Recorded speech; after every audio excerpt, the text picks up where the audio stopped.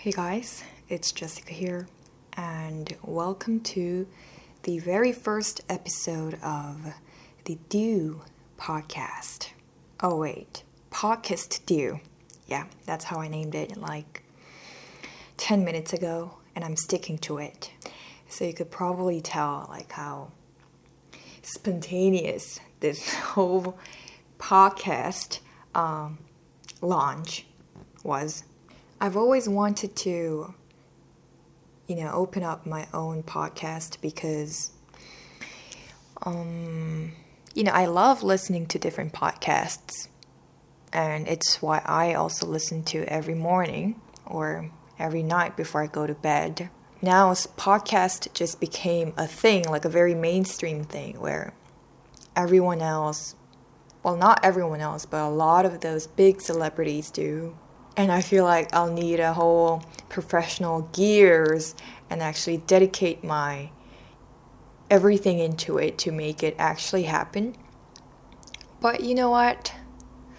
No, let's try to start this more lightly, where I don't feel any burden like I do with the other stuff with my life. Literally, I was about to go to bed, but I don't feel like sleeping. I'm unable to sleep very well nowadays, actually. Yeah, so I thought I would just spontaneously film. Oh, wait. Film is not the right word. Record my very first episode. So here I am. And yep. First of all, I would like to welcome you guys in this podcast. The reason why I named it the Podcast Do is because I did want my name to be in there, which is Jessica.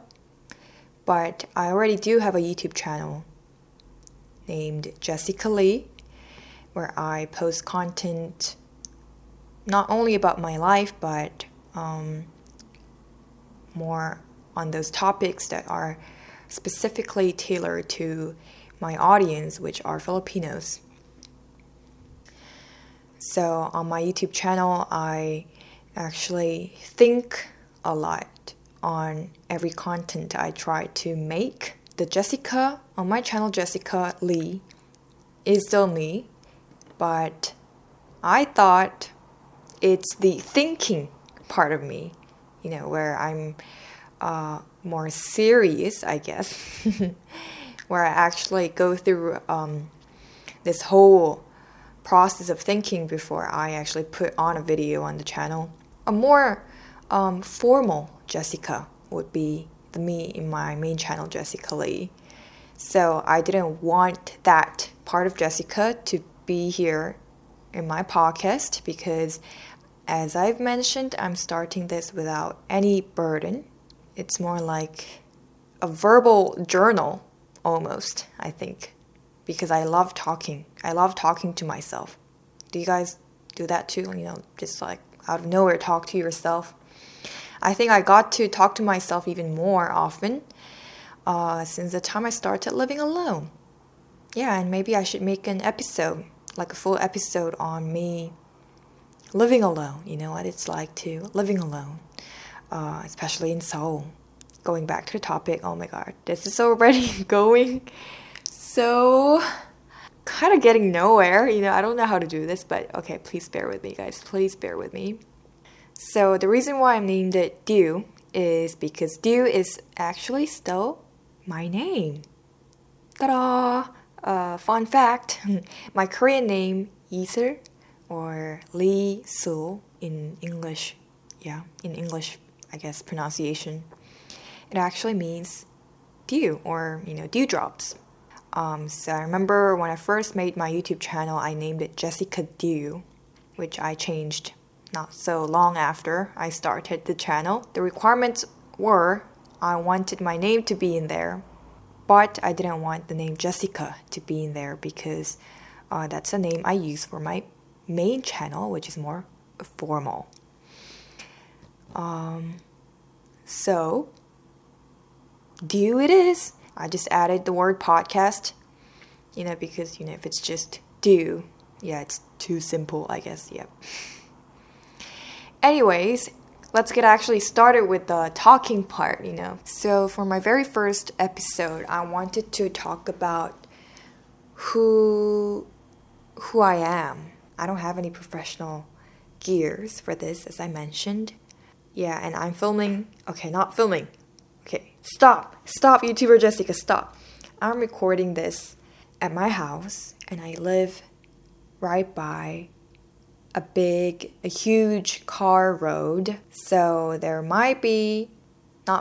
will be some noises. I'm so sorry about that. So to talk about who I am, wow, this feels very new, but you know what, guys, I promise this is going to get better. My name is Jessica, and I'm a Korean. I was born in Korea in the year of 2001, 10th of February.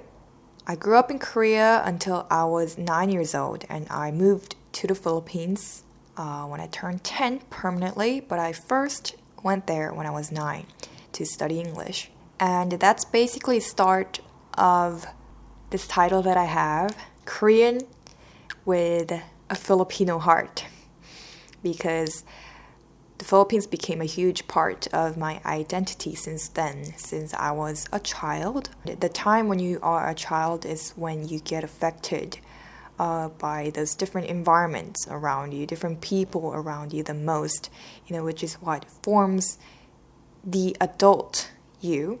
So I graduated my elementary school in this city called Bacolod in the Philippines, and by the year of 2014, I came back to Korea, just like what I do every year during my summer vacation. And this is where the very first life turning point happens, as far as I remember. Well, going to the Philippines in the first place was a huge life turning point. Oh, well, there were several life turning points in my life, Even while I was staying in Korea, I went to 3 or 4 different schools. I changed my school every year. So I always had to adapt a new environment very quickly. So that is just something that's deeply rooted in me, adapting to a new environment quickly. Going back to 2014, when I came back to Korea during my summer vacation, I got this urge by the end of 6th grade that I wanted to become a celebrity. Like those actresses and actors in the movie, in dramas. I was so inspired, and I was a fan of the K-pop group, the legendary K-pop group 2NE1 by the time. My dad was a huge fan of 2NE1, and he is the one who got me into 2NE1 as well. And 2NE1 was a K-pop idol. Is a K-pop idol. But the image of K-pop idol I had in my head was, yes, 2NE1, but also Girls' Generation. And Girls' Generation was very famous for their song G, that goes like G, G, G, G, baby, baby. And they were very famous for their clean legs. Very clean legs. And being an earth child, down-to-earth child, I had lots of scars on my legs, and living in the Philippines, who loves to swim, I was very dark, and Girls' Generation just had very fair legs. On top of that, I wasn't a good singer, I wasn't a good dancer. I never tried dancing, I never tried singing in my life. I never had any interest in those. So I knew that K-pop wasn't one of the routes for me to become a celebrity. So I wanted to become an actress, and I went to this acting school, acting academy in Korea. And I was supposed to be there for 2 months only, because that was how long my summer vacation was. But then the head of that acting academy goes like, if you want to become a celebrity, I do know this producer who's working at an entertainment company. So I was like, wow, cool. Okay, and this time I was 13 years old, guys. Okay, 13 years old.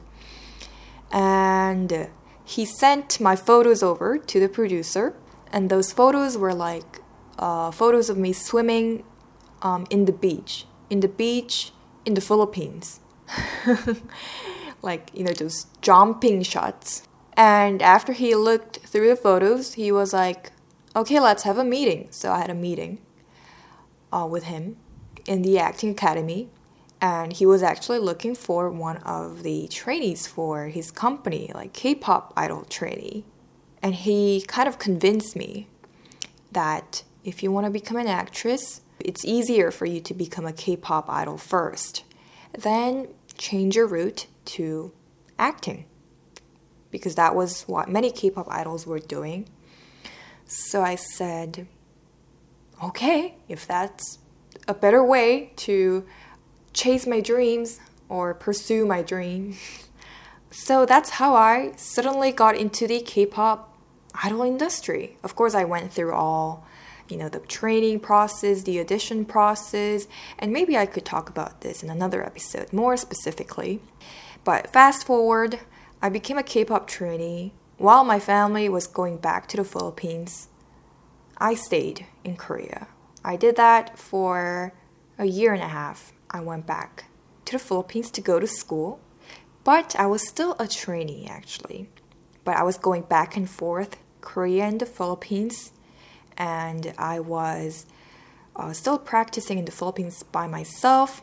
I was always sent with those dance or singing files so I could practice by myself.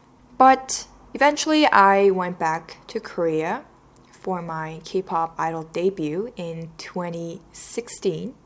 And I did debut, although I ended up quitting in 3 months or so.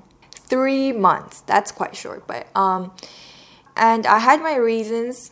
I was mentally not sane, most importantly. I was emotionally going through a turmoil. I was physically very frustrated. So I quit and I went back to the Philippines in 2017. I went to a school there, and it was a different school, by the way, not the usual school I was going to. Again, I kept going back and forth, Korea and the Philippines. Within Korea, I was in several different environments, and the same goes in the Philippines. That was the time when I was in grade 9, and towards the end of my 9th year in high school, not my 9th year, my first year in high school, yes, so grade 9, I got this message from one of the biggest broadcasting companies in Korea. They were casting me on this show called Idol School, which was a pretty big show, and I've made content about it as well on my YouTube channel. So I was like, wow, why not give a last try to pursuing my dream as a K-pop idol? So yeah, I went back to the K-pop industry basically. But that only lasted for about, I guess a total of 5 months. That show, I was knocked down. Like KO. Very, very culture shocked in my own country, in that very own K-pop industry. There were many reasons behind it, but since this is an introduction, I won't talk too deeply about it. But to summarize, again, physically, mentally, emotionally, it was just not bearable. So I quit and I came back to the Philippines to continue my school. And that was towards the end of 2017. And when I came back to the Philippines, of course, I went to school, but I wanted to try something new. I wanted to get attention from people because that's what I was trying to do for the past 3 years. Yeah, I'm an attention seeker, guys. Yeah, I'm an attention seeker. And YouTube was a thing already by then. So I was like, let's start a YouTube channel. And that's how I started my main channel, Jessica Lee. I started to share my experiences in the K-pop industry on my channel. I also made lots of different content about my life in the Philippines since I was a student going to a school in the Philippines. Oh, I also got into the modeling industry in the Philippines, which I also made a video on my main channel. Yeah, I started to try different things in the year of 2017 to 2018, yeah. But by 2019, just like every other high school student, I began to worry about my future. Like, okay, now I am in 11th grade, and what do I do after high school? I mean, some of my friends are taking the SATs and preparing for college exams and all that. Some of my friends have no idea what they're gonna do. Some of my friends are planning to get a job right after college. And what do? I was still doing my YouTube channel because it was just, it already became a part of me by then, filming, making content, communicating with my viewers. But at the same time, I also thought that I needed to do something. So that was a time when I would say I was living the busiest time as a student.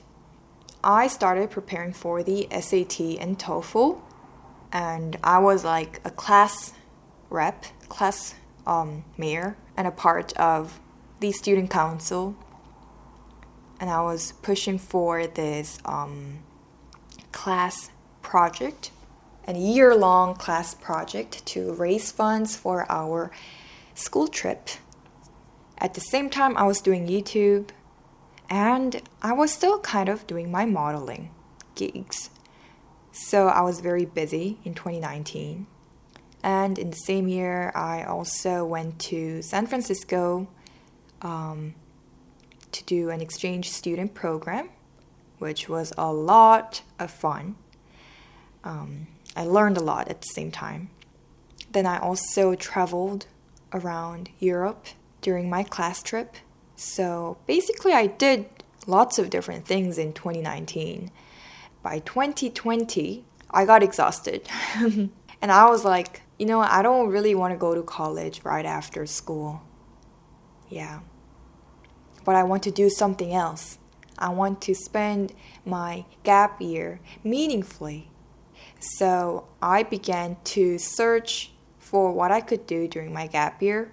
And it was joining this voluntary service program at an NGO in Germany.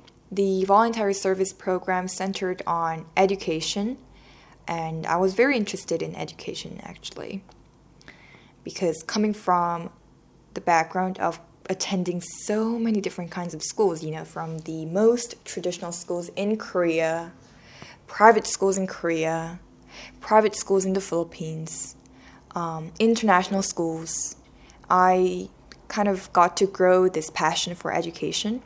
So yeah, I wanted to do something in that field. That's why I wanted to join the voluntary service program in Germany. And I was planning to go to this university that I also was looking forward to go to after the voluntary service program. So yeah, I stopped, preparing for the SATs or looking for college or universities that I should, apply to. And I focused on my grade 12 student life, where I also organized this very meaningful project, I would say, at a local village in the Philippines, where I painted, not me, where I and my volunteers painted a very long, like a 40-meter long mural on the border wall of that local village. And I was resting from YouTube by this time, by the way. Yep. Because, it was very overwhelming. I had lots of high school dramas by then in grade 12, which I would also love to talk about in future episodes, guys. Yeah. Life is full of dramas. Yeah. And every single part of it is worth sharing, I think, because there will always be an element of truth, an element of connection that you can all sympathize with at the end of the day. And then I did graduate by 2020 March, which is also the time when the pandemic started. Da-da. Wow, I still vividly remember how it happened and how I felt like. It was hectic actually, because in the beginning of 2020, there was a volcano eruption near the city I was living in the Philippines. So there was an ash fall where I had to evacuate to a faraway city because we couldn't breathe. We literally couldn't breathe because of the ash fall. And I was getting allergies. So, schools were suspended actually, and our family had to evacuate for, I think, almost 2 weeks, as far as I remember. And right after that, the pandemic kind of started in China and Korea as well. Korea was one of the first countries that were hit by the pandemic. So my families and friends in Korea were telling me like, oh my God, like good thing that you're in the Philippines because Korea is crazy right now. Like, yeah, don't come to Korea anytime soon. So I was like, oh my God, I hope you're well. But, like the end of February of 2020, my city went on a full-on lockdown. It was called the ECQ, Enhanced Community Quarantine, where I couldn't go out at all. Yeah, and it was crazy. And of course, like everyone else, I thought this was going to go away very soon. So we, went on with our plan to go back to Korea by the end of March, just like our family's yearly pattern, going back to Korea after summer vacation started. And things got even worse. The pandemic, oh God, yeah. And I was very lost because, I was, about to join this voluntary service program to spend my gap year in there. And I was like, oh my God, if this pandemic thing prolongs, it wasn't even called a pandemic by that time. It was like called, it was just called like, COVID, I think, like Corona. Yeah, Corona. So yeah, this Corona thing will go away soon. So maybe, I don't have to worry about it that much, I think. But yeah, that was just wrong. Yeah, it did not go in that way. It led to a point where my voluntary service program got canceled. And I was very lost. Like, oh my God, what do I do now? So I began to start my YouTube channel more seriously, because as I said, it was something that I really loved doing, and also I did not really have other options. And thankfully, a lot of people were able to enjoy those content I put up there. And that's how I started my life as a full-time YouTuber with my main channel, Jessica Lee. The month when I, actually, began to consider myself as a full-time YouTuber was probably around August. Yeah, when I realized that I can't be going to Germany, I can't be doing anything else, because I still had hopes by August that I could be traveling for my gap year plans. But yeah, not saying that I was sad. Oh well, to be honest, I was very sad, but I was still very grateful that I still had something to do, which was YouTube. By the end of 2020, I moved out and I began to live with my dear friend Sylvia. She's a Korean, she's also a YouTuber. I met her through YouTube actually, but she became my family, as I started living with her. And my YouTube channel started to grow and grow because I really dedicate all my time and effort into doing YouTube. During that, I also tried to apply to universities in the Philippines because I did want to go to a university for school year 2021 to 2022. But sadly, I couldn't because I failed both of the schools that I applied to in the Philippines. And not gonna lie, it made me sad, but everything happens for a reason, so I had to accept my fate. And at this point, I also couldn't see the end to that pandemic situation. So I just, imagined myself staying in Korea for a longer while. So I moved out of my house with my roommate, and I got a new house this year, 2021, August. And yeah, I've been living alone for a little more than 2 months. Not gonna lie, it's been very tough. Literally just very, very, very, very tough. Like, I'm going through the down curve of my life right now. And I'm not going to say that what triggered it was me starting to live alone.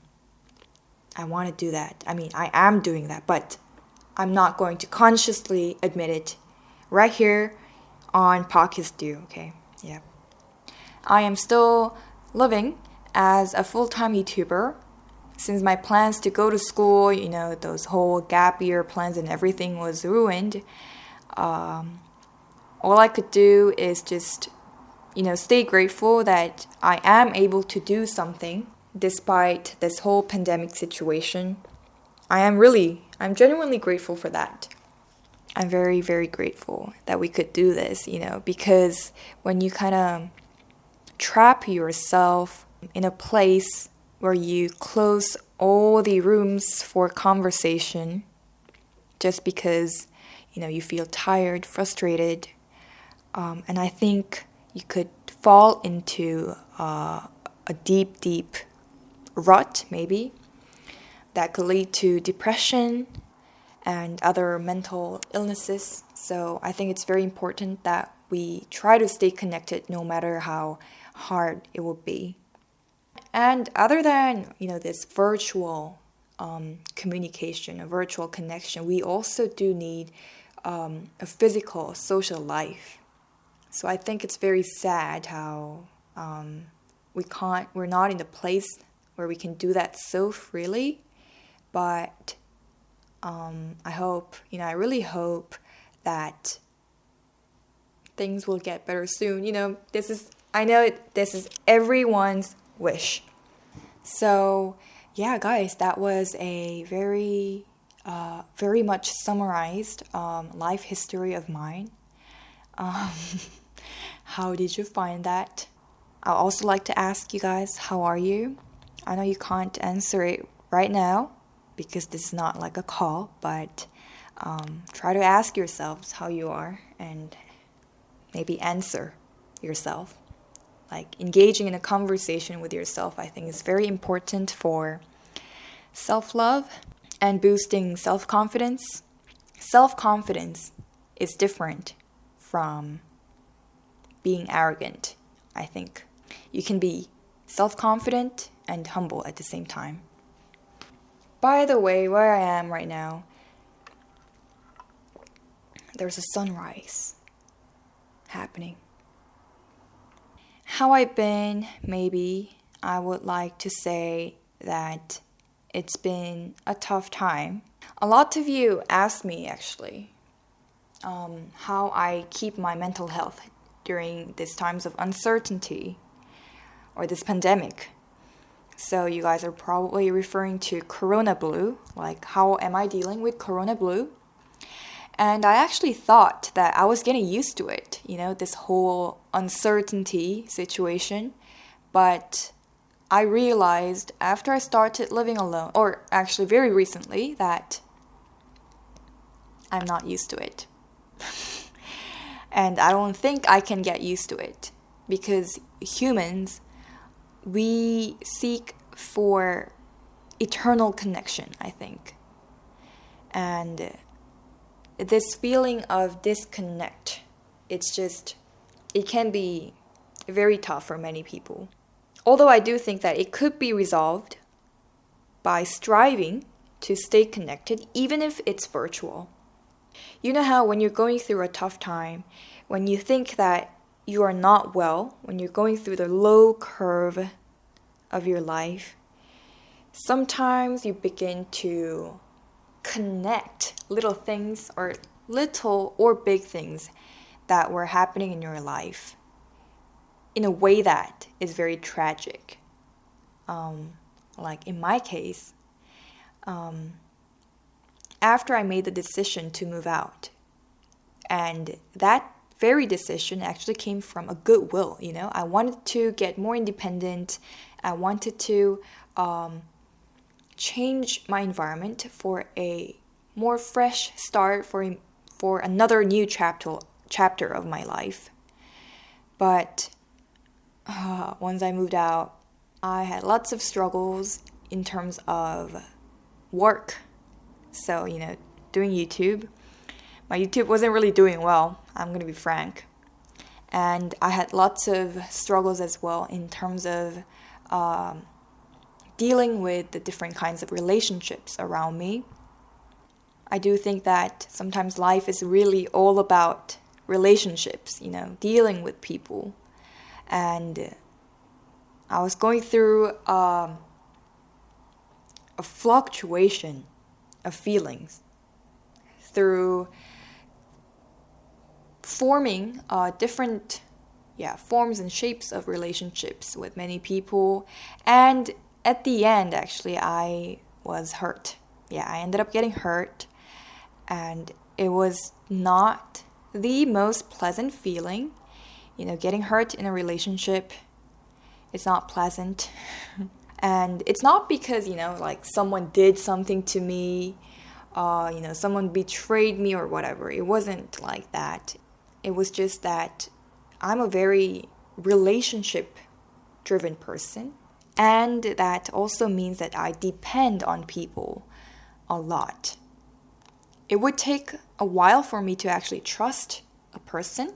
But once I, made up my mind to trust that person, I really, try to stay in close touch with those people. But sometimes there are certain factors that stop you from trusting the person who you decided to trust, right? That happened and I felt extremely lost. So, I was asking help from other people in my life. And I just had this doubt of what am I doing? Because it wasn't fixed. The feeling of confusion, the feeling of being lost wasn't fixed. And at the same time, my YouTube wasn't doing well. So it's I feel like I am working hard every day, not only for work itself, but, for the people around me. But I just felt like I was getting hurt, and no matter how much I tried to work hard, it's not doing well. So I felt lost. So as I mentioned, I started to connect these things happening in my life. So it becomes a tragedy. Okay, so I moved out, and then this happened, and then because of this, I did this, and because of that, it led me to this, which led me to now, which is a state of an absolute confusion out of nowhere. So, it's just wrong. Everything just went wrong. This is a very bad example of rationalization to justify your current mood, trying to prove that you're not well. But I don't know to whom I am trying to prove this. Maybe I'm trying to prove it to myself. Myself has to prove it. myself has to say, oh yeah, Jessica, you're going through tough times in your life. Yeah. What I'm trying to say is that we all seek for this affirmation, whether that be some words of affirmation where, you're doing well. Yeah, you're doing well. Don't worry. Oh, I know how you feel. And when it comes to a point that there is no one, you feel like not many people are there to genuinely listen to that, you just end up talking to yourself, and that just comes off as a tragic rationalization, which can be very toxic.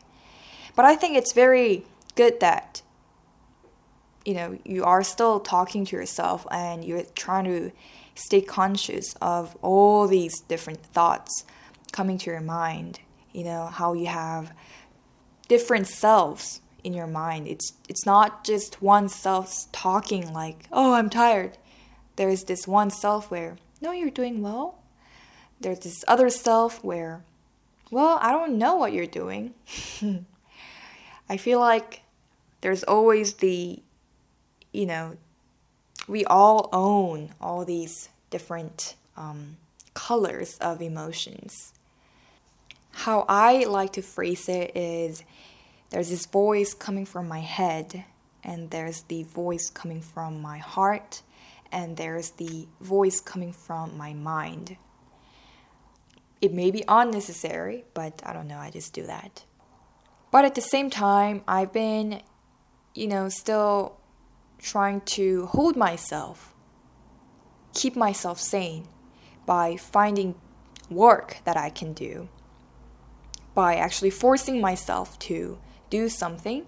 But it's not really like I'm literally forced, like I don't want to do it but I'm doing it. No, I am doing it out of my own will. But there are some triggers that's a little more passive than active. But I am still trying to stay creative, I'd like to say. And yeah, that would be pretty much my life nowadays. I forgot to mention though, I am always grateful for, just being able to talk like this.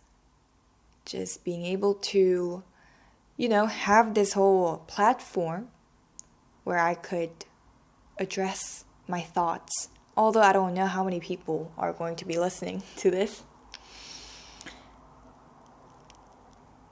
I'm very happy that this could maybe be one of the means to connect, and the fact that, I can eat what I want. The fact that I'm healthy, and just being able to face the light, sense the light, talk to you guys, get incredible amount of support from you guys, support from my family and friends. I am very, very, very overwhelmingly grateful. I think this sense of gratitude is a highest form of thought. So it's something that we should keep in our minds all the time to keep us going and to let us stay humble in a way. So since it's almost time to, let this podcast come to an end, I would like to ask the question, what are you grateful for, or what are you thankful for today? If you're listening to this in the morning, what could be there that you would be thankful for today? And if you're listening to this at night, what were there for you to be thankful for today? Just try to ask yourself. You don't have to answer it, but I love to hear it if you can answer it here on this online platform. This was a very confusing and messy first episode of podcast. I don't know how you guys found it. I'm so sorry. I am such an amateur, but again, I don't want to burden myself. When I begin to get burdens, and this is not going to feel as cozy as it was today. So I still am worried that this was just a piece of mess for you guys to listen to. I have no idea what I'm talking about. I'm just postponing the end of this podcast episode. Ha ha ha. Before I end, I would like to say that this podcast is about anything. It could be anything that I would like to talk about. You can ask me questions. You can tell me your stories and ask my thoughts on it. I will try my best to give the best thoughts I could. Well, there's no best or worst when it comes to thoughts, but yeah, it's a cozy room for conversation, good topics. So please let me know what you would like me to talk about in this podcast. I don't know how often I'm going to be posting yet. I will try to find a regular pattern as I begin to do it. So, thank you guys for listening to the very first episode on my podcast due. And stay grateful. Bye.